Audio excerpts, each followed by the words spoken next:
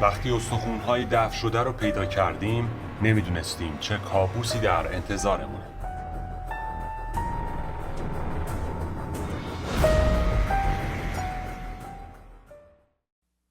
سلام به همه، من سامان هستم. به کانال نجوای ترس خوش اومدید. برای شنیدن داستانهای بیشتر چنل رو ساب کنید و همراه ما باشید. اسم من دینه. ما یه روستا تو غرب کشور داریم که برای تفریح به اونجا سفر میکنیم. خونه پدر بزرگم خیلی قدیمی بود و به پدر و عموهام به ارث رسید. این داستان دقیقاً 2 سال پیش اتفاق افتاد. اونها خونه رو تخریب کردن تا از نو بسازن. زیر اون خونه تعدادی استخون پیدا شد. عموی بزرگم پیشنهاد داد که این استخونها رو قاب کنن و بعد از ساخت به دیوار خونه بزنن. بعد از 4 ماه ساخت خونه تموم شد و همانطور که عموم گفت استخونها رو قاب کردن و به دیوار زدن. شب همگی دراز کشیدیم. عموم گفت چون که برای اولین بار تو خونه تازه ساز میخوابیم میتونیم آرزو کنیم. ما بچه‌ها همگی آرزو کردیم و خوابیدیم. تقریباً ساعت 2 شب بود که آروین پسر عموم بیدار شد و توی خواب راه رفت.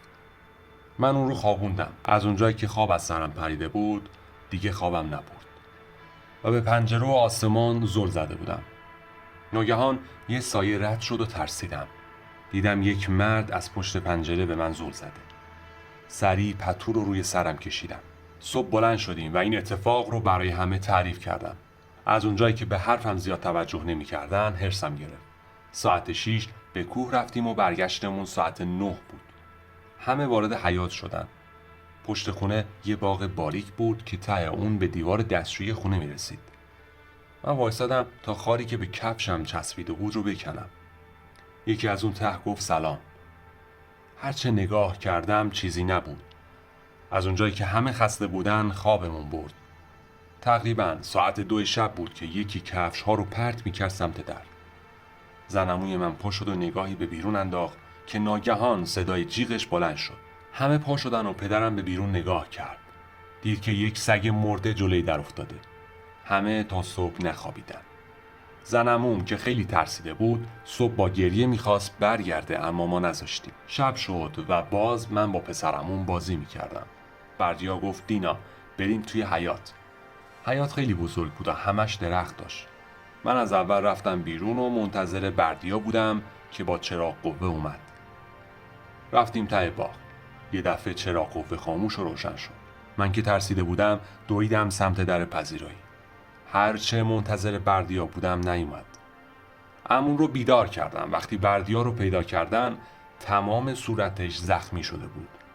هر کاری هم میکردیم حرف نمیزد. صبح بود که شکم رفت پیش اون استخونهایی که به دیوار زده بودن. هرچند میگفتم اهمیتی نمیدادم. شب شد و با سنگ و کفش پنجره ها رو شکستم. همه با هم بیدار شدن و جیغ زدن. ولی من خیلی خونسرد بودم. نگاهی به بیرون انداختم و دوباره اون مردی که شب اول دیده بودم رو دیدم. فقط به من زل زد. صبح شد و باز هم به همان حرفم تأکید کردم.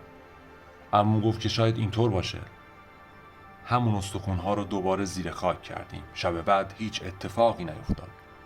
برگشتیم شهر و رفتیم پیش دعانویس. ماجرا رو براش تعریف کردیم. بر اساس حرفهای ما گفت که اون خونه تسخیر شده بود و در واقع ارواح اونجا زندگی میکردن. باورم هم نمیشد که خانواده ما چند روز با ارواح زندگی کرده باشن. ما هیچگاه به اون خونه باز نگشتیم، اما هر بار که به روستا فکر میکنم تصویر اون مردی که از پشت پنجره به من زل زده بود ذهنم رو ترک نمیکنه. شاید روزی دوباره به اونجا برگردیم، اما این بار بهتر از قبل از هر چیزی دعانویسی با خودمون ببریم.